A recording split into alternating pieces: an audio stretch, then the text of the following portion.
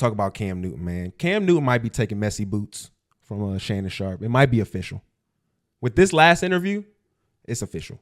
So he sat down with Royce Reed, I believe that's her name. Yeah. She's we've talked about her before on the show as well. We have. She's Dwight Howard's first baby mama. Yeah.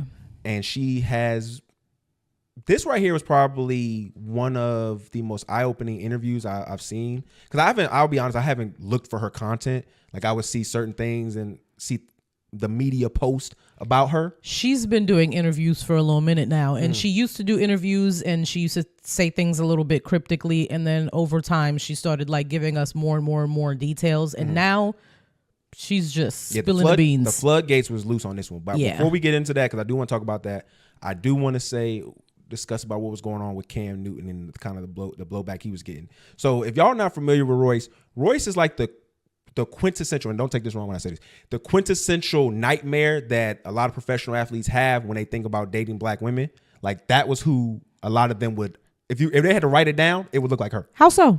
In regards to how vocal she's been, how much stress it seems as though their relationship and contention has been between her and Dwight.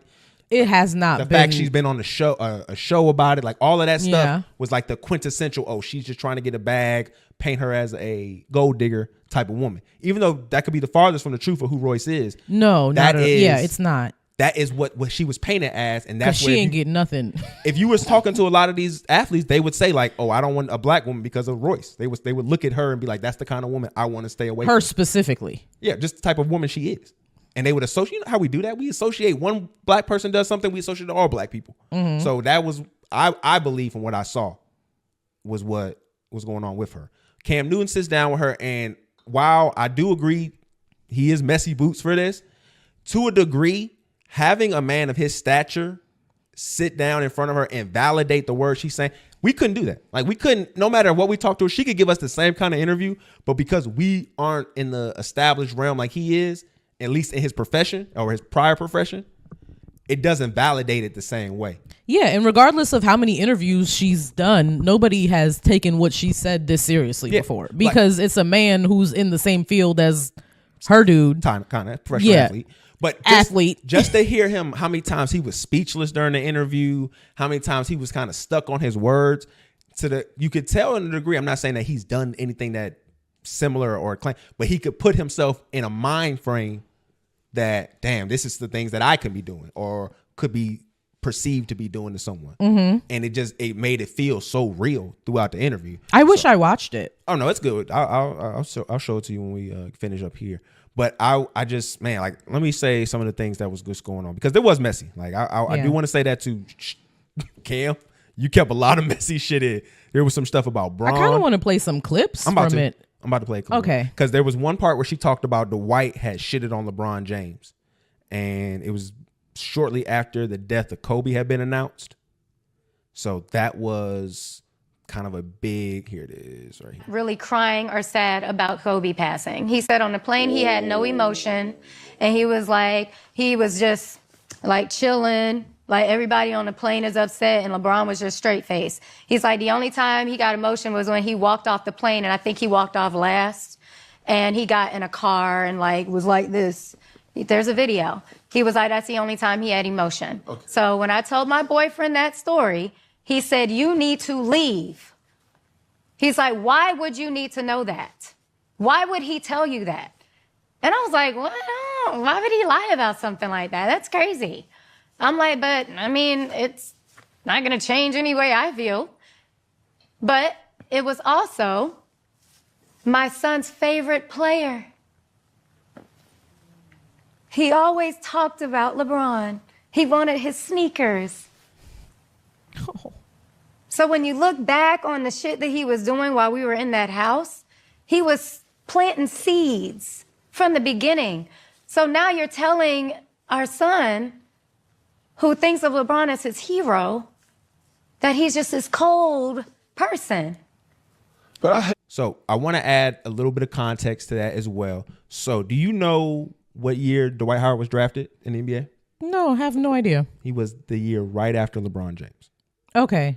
So this is what happened in 2020. So their career had, done what it's going to pretty much do. He's a second string bench player on the same team as LeBron. So just imagine you're the first pick as well. You've done everything that you could, stay with your team, try to bring them you brought them to the finals just as amount of time LeBron did. And at that particular point, like 2010, you could say they both went to the finals once. Been up for multiple defensive players of the year. He didn't win MVP, but he's been in the top 5 MVP multiple times. And you could see where that frustration could be like, hey, why does he keep getting all the shine above me, even though I beat him in the playoffs? I've shown that he can't really compete with me the same way I can compete with him in that regard. And I can see where if now my son is saying that's my favorite player, his ego is bruised. Not even bruised, it's beat up. It's beat up. Because now I'm on the bench on the team that my son's favorite player is, who again was the first pick a year before me. Yeah. And he's still playing at a high level. I'd had a back injury. I'd gone through all of this crazy shit. And here you are still on top. 67 in the NBA still. I can that's what I'm saying. I can understand where there is maybe some room for there's some truth to that. Yeah. That there's some beef between them. So she also goes on, she details an assault from Dwight on her. She goes into very graphic detail regarding that. She's talked about that multiple times. I'm just the saying, mental and physical abuse that he's put her through. But what did she say about it this time? No, she was just going in regards to just like how he was grabbing on her, things of that nature, how she felt like it started from something, him not being serious, too serious. It was like a drastic change, like immediately in the moment. And like, no, just the emotion. Like there was one part in there where she just like, you could tell they had to cut it out because she was like going through it.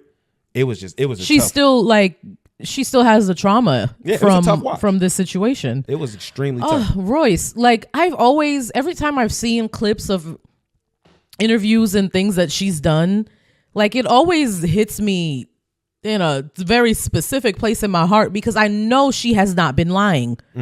Everything that she's been singing the same tune for decades. Like her story has not switched. She hasn't wavered. I've believed her from the very first time she's opened her mouth. And it's so fucked up that she had to, there's stuff that when she talked about what she went through, like living on his land during COVID and stuff like that. She talked about that too in this interview.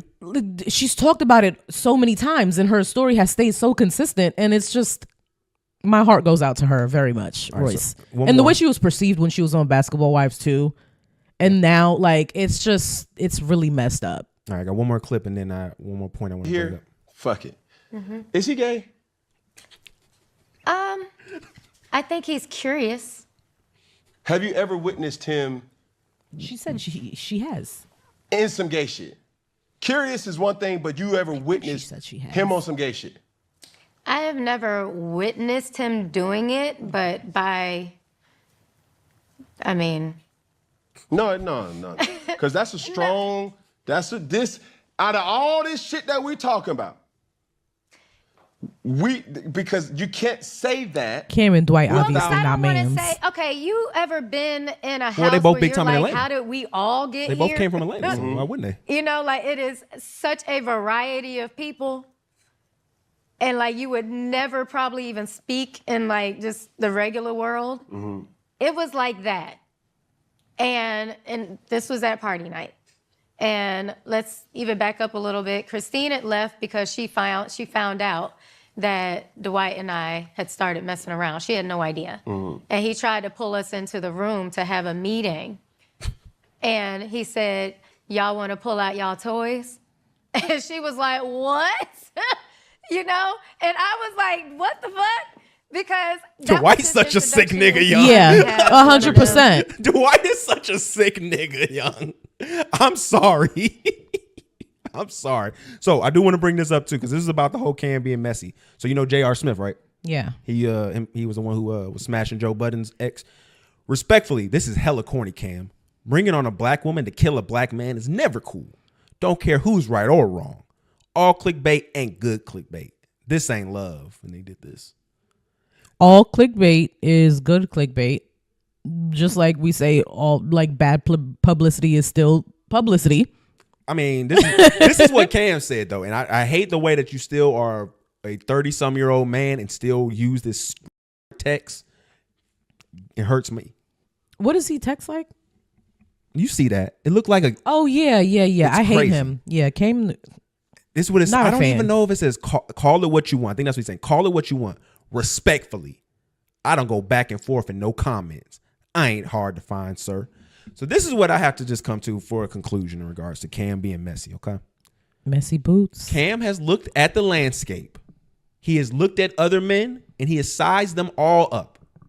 And he has said, I don't believe any of y'all can beat my ass. So I'm going to do what the fuck I want to y'all. Like none of y'all can beat me up. We seen what he fighting like five average niggas at once. Yeah. You don't remember when back in this training that he was having? Not training, but he had one of his camps. And some shit sparked off and he's pushing 3 human beings by himself. You niggas can't beat me up. So I'm going to say whatever and do whatever I want on my podcast. Because y'all can't check me. I'm 6'6", 250. Stop me, nigga. You can't. And I respect that. I can't get mad at that. That is also a behemoth of a man. Yes, it is. Yeah. But that's muscle. And then he be wearing them stupid ass hats. He had a stupid hat on too. That make him at least like 5 inches taller. He looked like a fucking funeral, what do they call, Undertaker? That's what he looked like with Royce. He looks like a post-apocalyptic video game character. Yeah, I can see in that. real life. He's like I said, this is a giant man. Like, it's just so crazy. He be having the hat and the feathers and the locks, and then his outfits don't be making no sense. And then you be seeing him just walk around, and I'm like, bro, like, what is actually happening in front of my face right now? I'm just telling you, when it comes to this, like I said, I don't blame him for doing that because he has a lot of motivation to why he wanted to do that. He talked about on that show where he was saying, hey, you know, my money isn't the same. I can't provide the same way I was having, which I think a lot of y'all took out of context. I think he's more so saying like, I can't provide the same flashy way. I can probably still provide for my kids in a way that is serviceable, but I just can't do it in a way that when I was getting $1 million checks, which obviously duh. So Yeah. I think he's motivated by that to be one of the biggest people in media. You see him going crazy on ESPN, talking about the Fox scandal on ESPN, like alluding to that. That's what I'm saying. He is going for it. So I see where maybe he's like, bro, I was the best. I was one of the best in my old profession. I'm about to put my head down, say what I say with my chest, and nobody can stop me from doing it. And I just respect that. Yeah. Gotta respect that. So shout out to you, Cam. While we're on sports, has there been an update on